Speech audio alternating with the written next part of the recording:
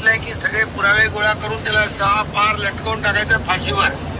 दुसरं काय त्याला असं जर करायला लागले यांना भीती निर्माण करण्यासाठी पूर्ण फाशीशिवाय दुसरी सजा नाही.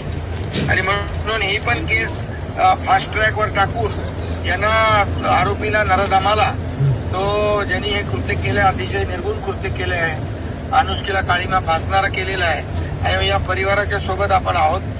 बिलकुल मी त्याच्यामध्ये लक्ष घालून आहे.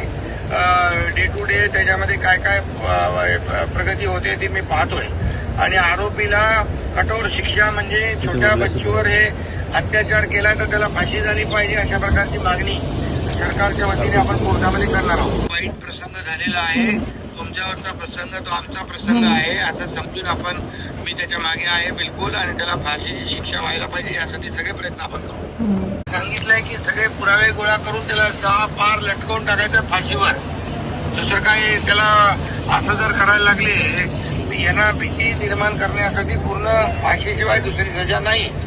आणि म्हणून ही पण केस फास्ट ट्रॅकवर टाकून यांना आरोपीला नराधमाला तो ज्यांनी हे कृत्य केलं अतिशय निर्गुण कृत्य केले आहे, अनुष्केला काळीमा फासणारा केलेला आहे आणि या परिवाराच्या सोबत आपण आहोत.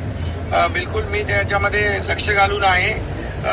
डे टू डे त्याच्यामध्ये काय काय प्रगती होते ते मी पाहतोय आणि आरोपीला कठोर शिक्षा म्हणजे छोट्या बच्चूवर हे अत्याचार केला तर त्याला फाशी झाली पाहिजे अशा प्रकारची मागणी सरकारच्या वतीने आपण कोर्टामध्ये करणार आहोत. वाईट प्रसंग झालेला आहे, तुमच्यावरचा प्रसंग तो आमचा प्रसंग आहे असं समजून आपण मी त्याच्या मागे आहे बिलकुल आणि त्याला फाशीची शिक्षा व्हायला पाहिजे यासाठी सगळे प्रयत्न आपण करू.